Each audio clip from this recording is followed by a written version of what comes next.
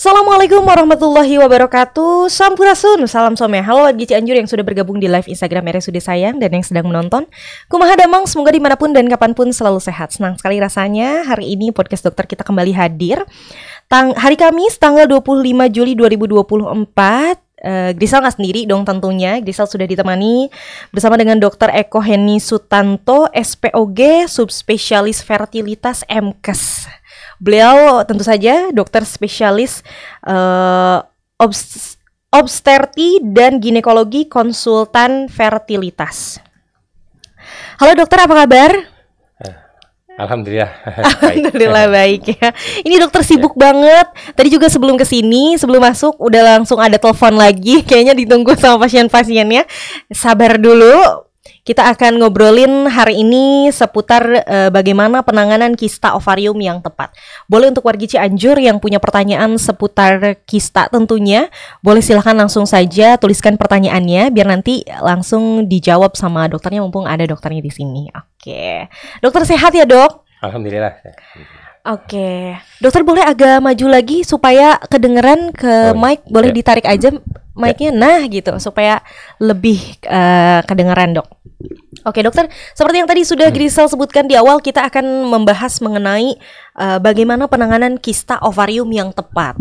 Tapi sebelum ke situ, pertanyaan yang lebih khusus, tentunya ini juga tema yang pertama kali dibahas dok di podcast dokter kita, dan mungkin banyak juga orang yang masih belum paham tentang kista itu sendiri. Jadi boleh dong dok dijelasin dulu. Kista itu kan banyak jenisnya gitu ya dok ya. Dan boleh dong dijelasin dulu kista itu apa, kemudian kista ovarium itu kayak gimana? Ya, terima kasih sebelumnya atas undangannya juga. Mudah-mudahan nanti ada yang ini bisa dimanfaatkan dan bermanfaat untuk tentunya semua, dok. Ya. Jadi begini, kalau kita bicara tentang kista ovarium, tentu saja mungkin ada pertanyaan, kista ovarium itu apa? Nah, mungkin juga apa yang dimaksud juga dengan kista gitu ya. Betul. Jadi kalau kista ovarium ini yaitu kista yang adanya di ovarium. Oke. Ovarium itu indung telur. Nah, di sini kan kalau kita sudah tahu bahwa pada seorang perempuan itu ovarium atau indung telur ada dua, ada kanan sama kiri ya. Kanan di kiri sebelahnya itu ya. Rahim, betul. Nah, sedangkan apa itu kista itu sendiri? Jadi kista ini sebenarnya istilah ya secara umum dari kista itu berupa benjolan atau bentukan yang berisi cairan di dalamnya. Oh, oke, benjolan yang abnormal, yang berisi cairan atau bentukan cairan, mungkin juga ada bagian padatnya, ada beberapa kondisi yang tidak normal di situ. Jadi nah, misalnya apa? Kita di sini kan misalnya tentang kista ovarium. Kista ovarium itu bentukan yang di dalam dia melekat dengan indung telur, di mana dia berisi cairan, tapi juga pada beberapa jenis ada yang selain cairan ada bagian padatnya di situ. Yang harusnya dia tidak ada di sana, tapi pada kondisi tertentu bisa terbentuk di indung telur atau di ovarium itu tadi. Sedangkan ada nggak misalnya kista jenis yang lain? Nah, ada kita mengenal misalnya kista Bartholin misalnya, itu di jalan lahir, itu jenis yang lain, itu benjolan juga berisi cairan tapi di jalan lahir. Nah, makanya kita sebut ada kista Bartholin. Kenapa? Karena dia ada di kelenjar Bartholin, di jalan lahir, di kelenjar di situ. Sedangkan ini untuk kista ovarium, dari bentukan berupa cairan tidak normal yang ada di indung telur. Bisa di sebelah kanan atau di sebelah kiri. Bisa di sebelah kanan dan di sebelah kiri ya dok atau bisa kedua-duanya bahkan. Oh, bisa kedua-duanya? Ya. Makanya ada kista ovarium yang unilateral, ada kista ovarium yang bilateral. Bilateral berarti dua-duanya ada. Kan ya dok ya. Oke. Nah, di situ nanti mungkin ada yang dikatakan masih dianggap normal, tidak normal, atau yang fisiologis, ada yang patologis. Itu gimana dok? Boleh dijelasin dulu nggak? Ya, boleh. Jadi begini, kalau kita bicara tentang sebenarnya kan pada perempuan yang normal, pada kondisi tertentu mengikuti siklus menstruasi, jadi bisa terbentuk kista ini yang masih dianggap kista yang fisiologis atau yang normal. namanya kista folikuler. Folikuler, oke. Jadi kista folikuler itu suatu bentukan kista di mana ketika seorang perempuan mendekati masa suburnya, indung telur karena pengaruh hormonal dia semakin membesar, berisi cairan dan di dalamnya ada bentukan sel telur. Oh, oke. Nah, ini yang tambah lama tambah besar. Ada saat tertentu nanti kistanya ini dia mengalami kayak semacam dalam tanda petik kayak pecah gitu, mengeluarkan sel telurnya. Dan akhirnya yang itu namanya ovulasi atau pas mengalami masa subur. Nah, di mana ini masih yang dianggap normal. Memang pada saat tertentu ada berupa kista folikuler ini yang dia bertahan karena dia nggak pecah pada kondisi tertentu, sehingga terbentuk kista sampai di akhir siklus menstruasi, bahkan bisa bertahan sampai lebih dari sebulan, 2 bulan. Tapi ini tidak berbahaya karena nanti ada saatnya kista ini akan mengecil dengan sendirinya karena cairan bisa diserap oleh tubuh kita. Itu. Terus ada juga kista yang ini yang sifatnya patologis. Patologis itu maksudnya yang mungkin dalam tanda petik tidak normal. Tidak normal berarti ada sesuatu yang terjadi di situ yang berkaitan dengan perubahan pada selnya. Nah, misalnya di mana di situ ada sel yang pertumbuhan tidak normal sehingga cairan yang terbentuk bukan cairan yang kayak bening lagi, tapi bisa berupa cairan yang jadi mengental di dalamnya. Terus kadang-kadang berupa bentukan kayak semacam darah, bekuan darah di dalamnya. Atau malah terbentuk jaringan padat. Jaringan padat di dalamnya. Sehingga nanti ada di situ ada karena perubahan-perubahan pada sel tersebut dan pengaruh juga hormon yang lainnya atau perubahan ini mutasi gen, mutasi pada selnya sehingga terbentuk kista yang bisa ganas. Makanya ada namanya kista ovarium ganas ini. Sehingga atau disebut sebagai kanker ovarium. Kanker ovarium gitu ya. Sampai ke kanker ovarium ya. Jadi kanker ovarium itu karena ada perubahan sel mengalami mutasi sehingga selnya nggak bisa terkendali. Nah, bedanya apa antara yang jinak sama yang ganas? Kalau yang jinak dia masih ada pembesaran tapi lambat sedikit-sedikit dan tidak menyebar ke jaringan sekitarnya. Yang lainnya. Tidak berpengaruh istilahnya sampai ke jaringan yang jauh. Tapi kalau yang ini, yang kanker ovarium atau kista ovarium yang ganas ini, dia karena perubahan selnya, dia bisa mengalami namanya metastasis, menyebar ke jaringan-jaringan jauh, bisa sampai ke paru-paru, bisa ke ginjal, ke liver. Jadi dan itu akhirnya bisa menyebabkan gangguan ke organ-organ yang lain, makanya yang ganas. Ya. Nah itu yang biasanya kalau pernah dengar mungkin istilah setelah suatu kista dioperasi terus dilakukan kemoterapi, nah itu untuk yang ganas. Jadi kemoterapi itu biasanya untuk kanker ovarium yang ganas. Jadi itu karena perubahan mutasi pada selnya. Sedangkan kalau yang ini, yang kista ovarium jinak tidak perlu sampai tindakan ke arah kemo. Jadi mungkin ada yang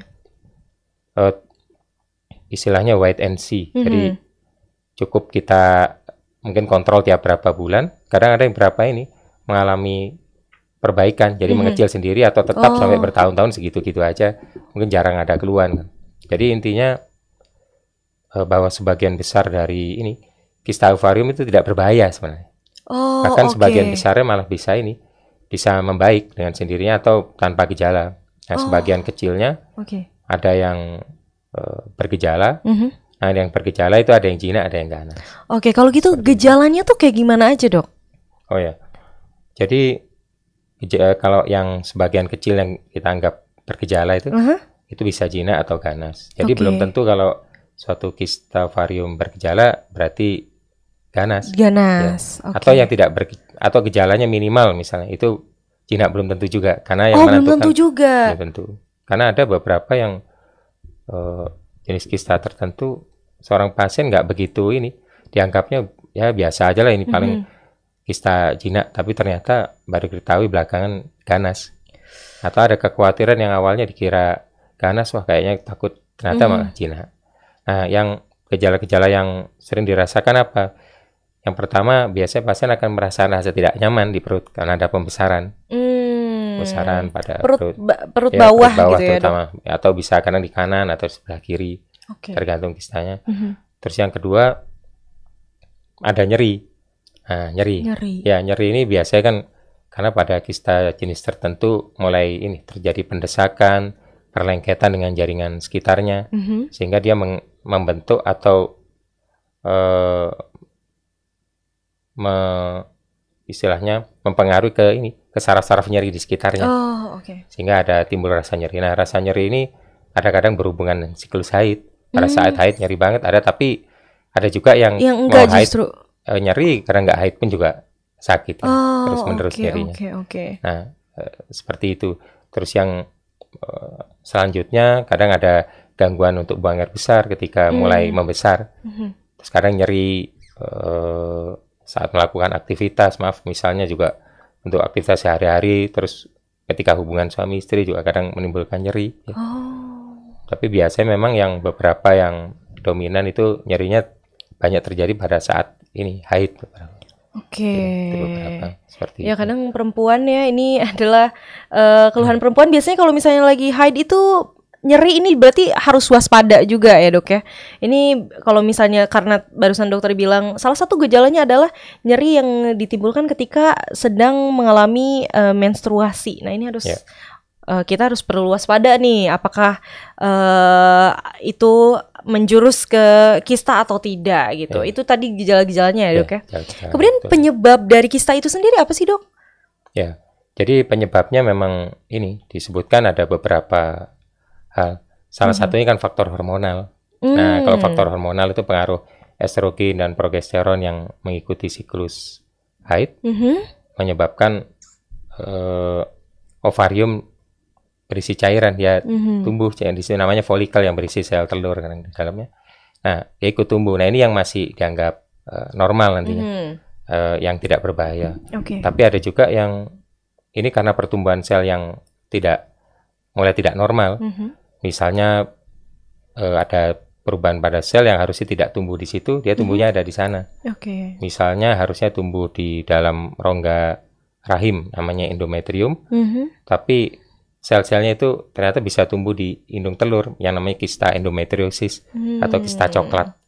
Terus ada juga karena perubahan sel yang ada sel yang harusnya dia tumbuhnya normal, jadi nggak normal di situ, sehingga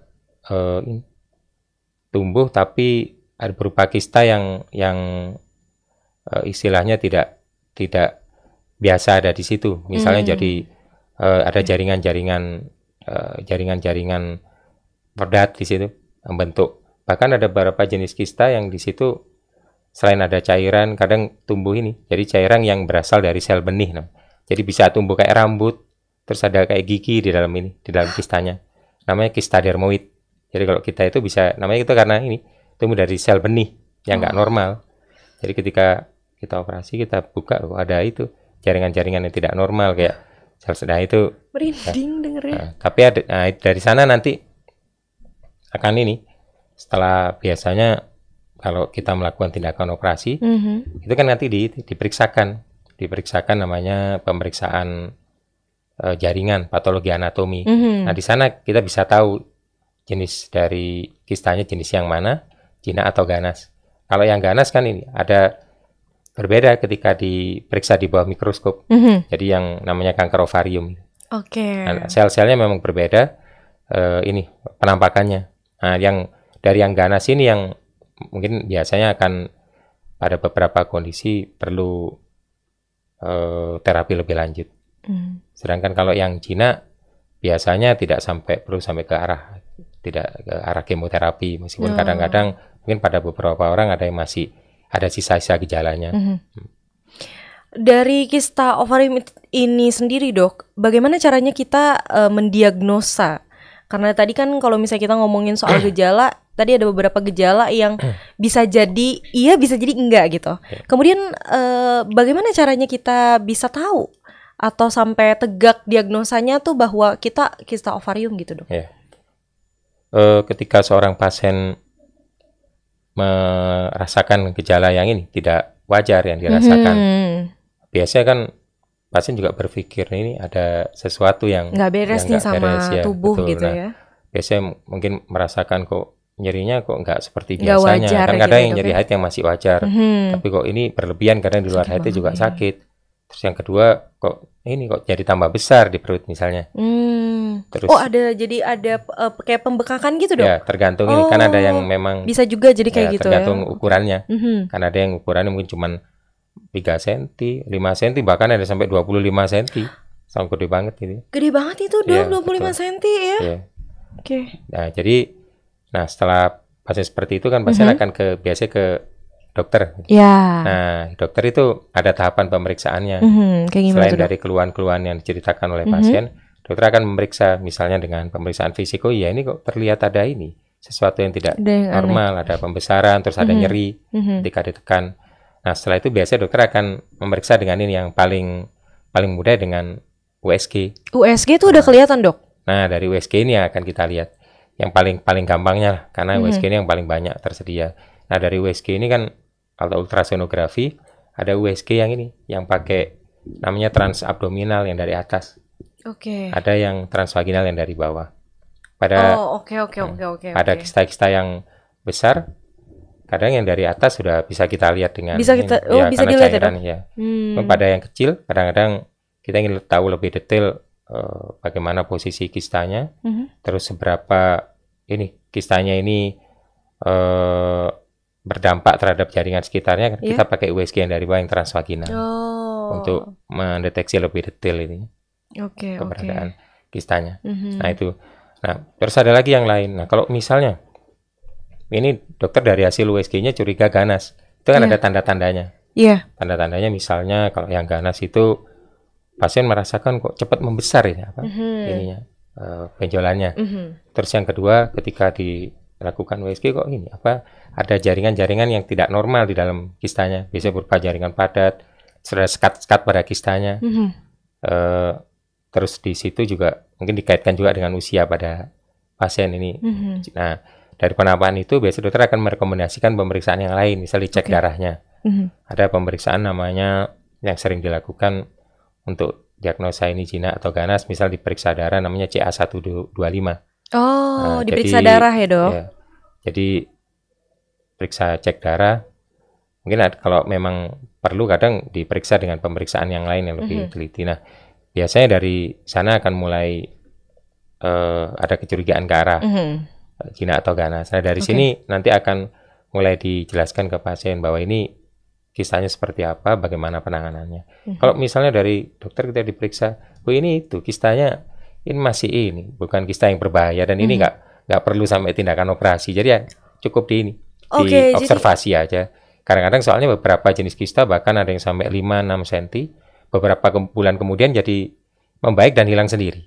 Oh bisa hilang sendiri bisa, gitu Dok? Jenis tertentu yang kista folikuler itu. Nah, jadi yang kadang beberapa bulan kemudian kok mengecil, misalnya dari 6 cm kok jadi 3 cm, 2 cm. Ya. Kadang ada yang bisa di terapi, bahkan kadang-kadang nggak selalu dengan terapi khusus. Terapi khusus maksudnya nggak ada obat khusus yang diminum terus-menerus, cukup obat-obatan ini untuk simptomatis atau yang ini disesuaikan dengan gejalanya. Misalnya ada karena nggak nyaman, rasa nyeri, diberikan obat itu. Beberapa 1-2 bulan kemudian dicek ulang, beberapa jadi membaik. Memang ada beberapa yang masih menetap. Nah dari situ nanti akan diberitahu seperti apa tindakan lebih lanjut. Karena sebagian besarnya itu seperti kan tadi sebenarnya nggak berbahaya. Tapi ada beberapa yang memang perlu tindakan khusus karena mungkin kistanya sudah ketika diobati dengan pengobatan yang biasa kok tidak membaik dan sudah mulai mengganggu ke kehidupan sehari-hari dari pasien tersebut. Oke, jadi kista ini bisa, maksudnya nggak selamanya harus dioperasi. Ya betul, kalau sebagian gitu ya, besar Dok, ya? Tidak, hanya sebagian kecil yang perlu operasi. Kalau gitu boleh dijelasin nggak sih Dok penanganannya untuk kista ini sendiri? Selain tadi kan kalau misalnya udah ganas berarti operasi pilihannya kan. Kemudian itu tuh kayak gimana Dok penanganannya? Jadi begini, ada kista tertentu yang perlu operasi, ada yang tidak. Nah yang tidak itu tentu saja yang dianggap tidak berbahaya dan tidak sejauh ini masih bisa dengan obat-obatan yang bisa diberikan ke pasien. Tapi ada beberapa jenis kista tertentu yang memang meskipun jinak tapi tetap perlu operasi. Harus operasi. Ya, misalnya pada kista apa yang mengalami ini? Misalnya ada kista yang mengalami torsi atau terpeluntir. Jadi kista itu ada kayak ini, kayak semacam tangkainya. Kadang karena aktivitas dan apa, dia bisa meluntir, dia menimbulkan nyeri hebat pada pasien yang tiba-tiba. Nah, yang jenis ini, karena kalau nggak operasi dengan obat-obatan, ini tidak cukup membantu, diberikan obat sebentar nyeri lagi. Nah, jenis ini yang perlu operasi segera bahkan, namanya kista torsi atau yang terpeluntir.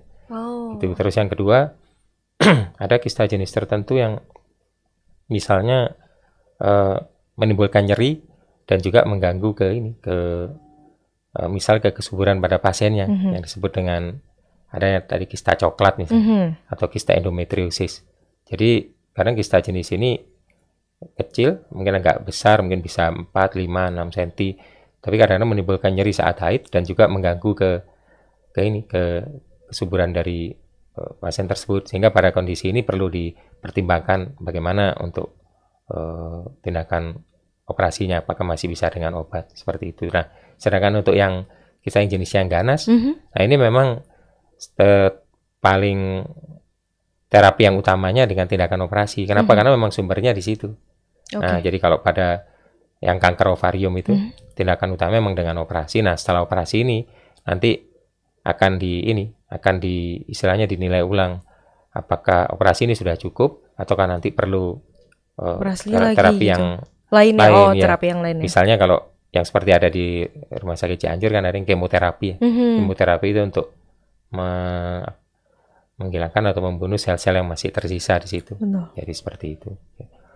Oke, kalau misalnya barusan Grisel dengar kan ada beberapa, bukan pilihan ya dok, kan disesuaikan juga gitu ya dengan bagaimana penanganannya, entah itu dengan terapi obat-obatan atau juga operasi itu sendiri. Kemudian bagaimana penanganan yang tepat dok? Kalau misalnya kita didiagnosa ada kista gitu. Ya. Misalnya ini pada kista ukurannya kecil. Misalnya ada kista cuma 2 cm. Terus gejalanya juga ya ringan, nggak terlalu berat. Itu juga belum perlu untuk operasi. Ya, jadi cukup dikasih obat simptomatis kalau ada ini mungkin dengan pemberian obat-obatan kalau reda nyeri, atau bisa juga diberikan obat-obat hormonal.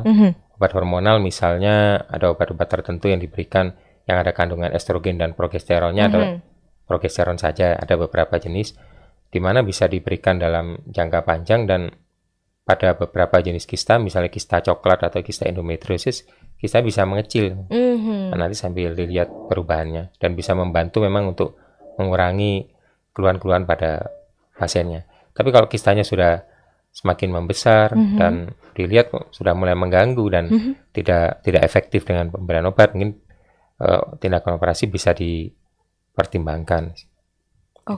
Jadi nggak semua harus operasi, nggak semua harus operasi. Tapi ini juga kita perlu waspada sebagai perempuan ya dok ya, gitu kan, karena otomatis perempuan yang terkena kista ini kan dok.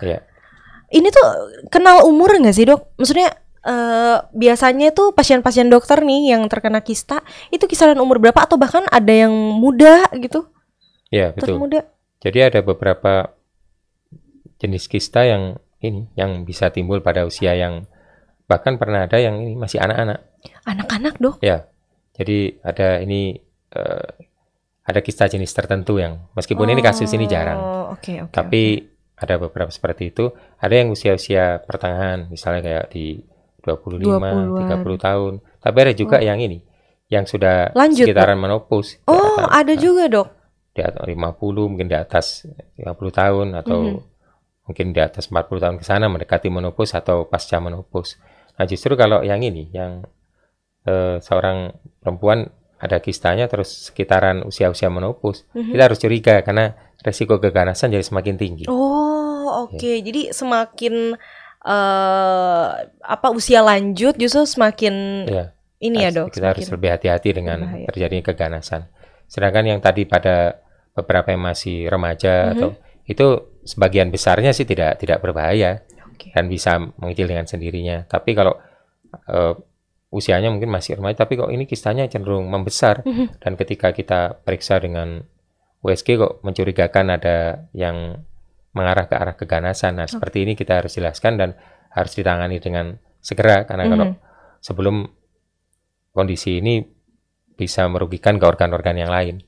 Lebih cepat ditangani lebih baik. Tapi kalau dari hasil pemeriksaan ya ini cuma kista yang fisiologis tadi yang tidak berbahaya mungkin karena mengikuti siklus haid ya ini kadang-kadang nggak perlu tidak perlu ada tindakan khusus. Paling nanti kita beritahukan ke pasien dan keluarganya. Nanti cukup kita kontrol lagi mungkin 1-2 bulan ke depan dilihat ulang ini. Mudah-mudahan sih biasanya membaik. Oke. Kalau misalnya dilihat tadi penyebabnya adalah terkait hormon ya dok ya. Tapi sebetulnya bisa dicegah nggak sih dok kista ini? Ya.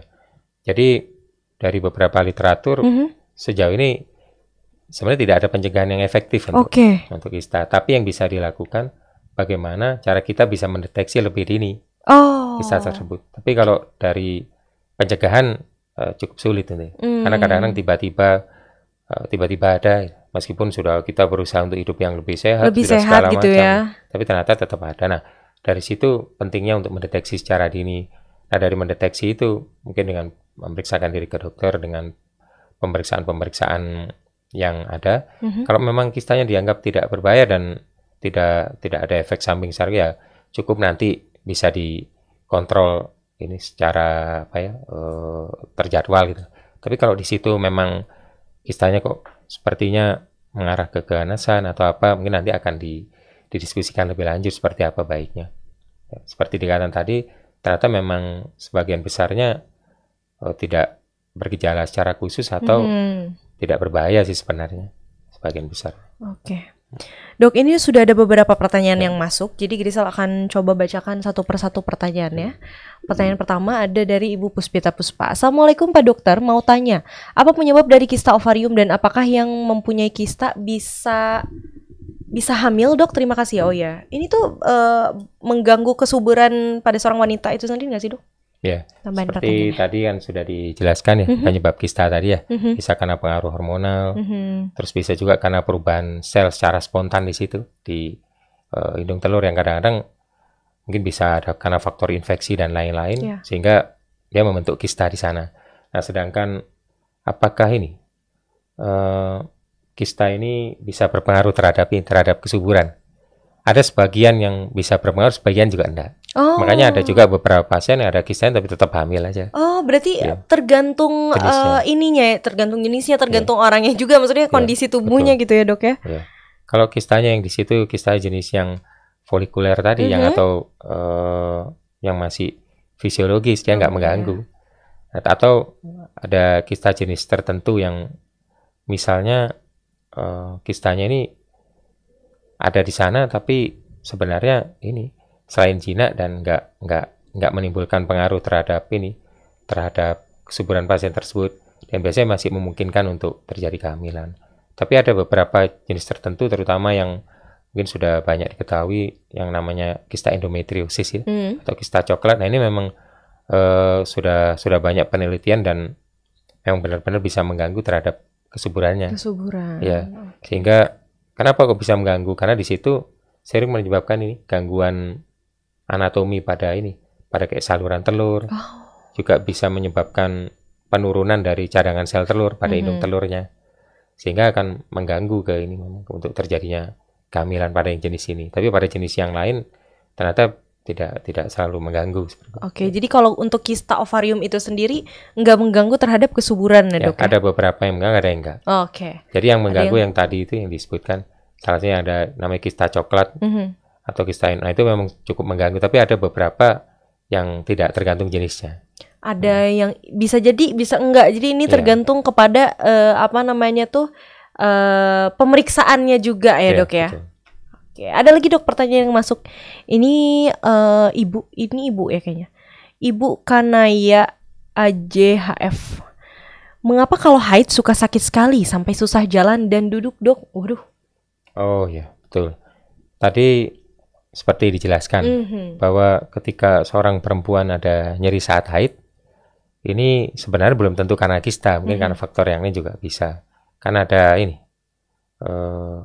kalau nyeri haid disebut namanya dysmenorrhea atau dysmenorrhea itu ada yang primer, ada yang sekunder. Jadi kalau yang primer tidak ada penyebab khusus di situ, cuma karena kontraksi rahim yang hebat pada saat haid sehingga menyebabkan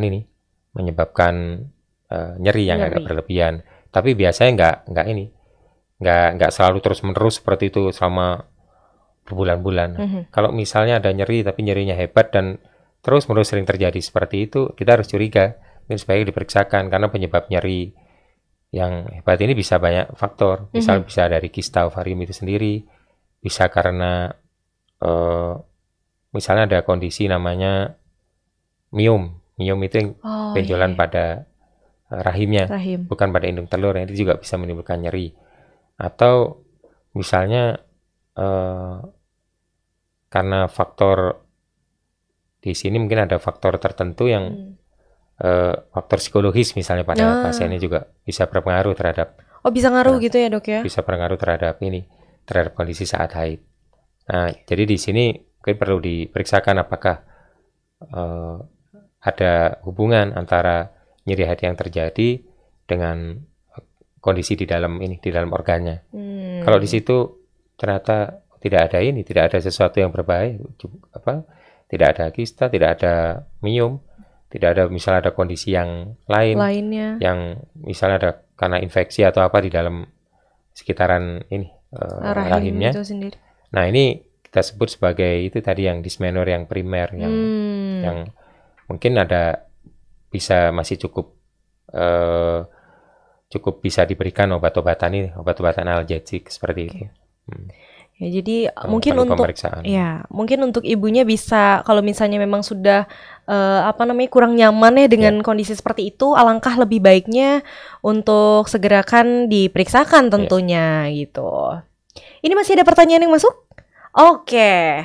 Dokter, nggak kerasa 30 menit sudah lebih sedikit. Kita ngobrol-ngobrol hari ini. Sebetulnya masih banyak banget pertanyaan yang masuk, tapi mungkin kita akan tanyakan di lain kesempatan. Atau juga mungkin bisa nanti kita tanyakan lewat Naros Dok di konten IG RSUD Sayang.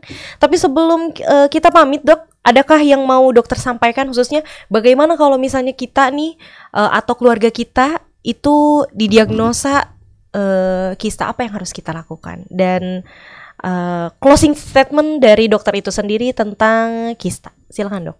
Ya. Jadi jika pada suatu kondisi misalnya pada seorang pasien atau seorang perempuan ketika berkonsultasi dengan dokter kok ada kista di dalamnya. Nah, ini ada hal yang bisa dilakukan untuk bisa mengetahui lebih lanjut tentang kista itu sendiri. Tentu saja dengan berdiskusi dengan dokter yang bersangkutan. Misalnya bagaimana langkah selanjutnya yang bisa dilakukan untuk kista sendiri. Apakah perlu terapi secara khusus atau nanti mungkin hanya berupa kontrol pada waktu berikutnya. Nah, kalau misalnya oleh dokter dinyatakan Bu, ini perlu penanganan secara khusus dan mungkin memang tindakannya tindakan yang misal tidak belum bisa dilakukan di sini, misalnya di Cianjur dan perlu dilakukan rujukan misalnya. Nah, itu ada bagusnya untuk diikuti aja. Nah, tapi kalau menurut dokter misalnya ini kista ini Bu sebenarnya tidak berbahaya dan masih bisa dengan diberikan obat-obatan tertentu dan nanti kontrol ya kita bisa mengikuti tersebut ya, arahan-arahan yang diberikan oleh dokter. Dan mungkin yang perlu juga untuk bisa lebih tenang sehingga bisa biar tidak berpengaruh terhadap kondisi ibu sendiri dan juga masih bisa beraktivitas secara normal dan nanti pun mudah-mudahan dengan itu bisa mengambil keputusan bagaimana untuk langkah yang terbaiknya setelah hasil diskusi tersebut seperti itu. Ya mungkin kuncinya adalah pemeriksaan dan konsultasi bersama dokter itu ya dok. Oke dok, terima kasih banyak sudah berkenan hadir hari ini ngobrol-ngobrol sama Grisel di podcast dokter kita. Terima kasih juga untuk wargi Cianjur yang sudah bergabung di live Instagram dan yang setia menonton. Semoga ini akan sangat bermanfaat ya. Dan jangan lupa follow akun Instagram, Facebook, TikTok RSUD Sayang Dosomea. Dan jangan lupa like, comment, subscribe, dan share sebanyak-banyaknya video ini karena akan sangat bermanfaat. Sekali lagi terima kasih dok. Semoga dokter sehat selalu dan lancar dalam segala aktivitas. Terima kasih, amin. Saya Grisel Adita bersama dengan dokter Eko Henistanto. Kami berdua pamit undur diri. Wassalamualaikum warahmatullahi wabarakatuh. Waalaikumsalam warahmatullahi wabarakatuh.